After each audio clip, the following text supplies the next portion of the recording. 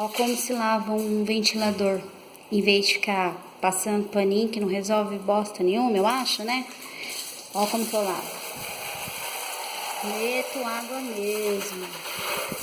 Certo? Assim que a gente lava um ventilador, olha. A outra parte dele tá ali, ó.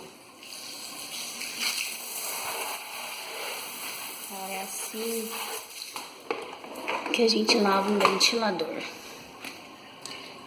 E deixar pra ligar daqui uns 2 dias mais ou menos, só pra ter certeza mesmo, né? Ó. Eu já tinha passado um sabão nele. Certo? Agora só enxaguar mesmo. Deixar uns 2 dias.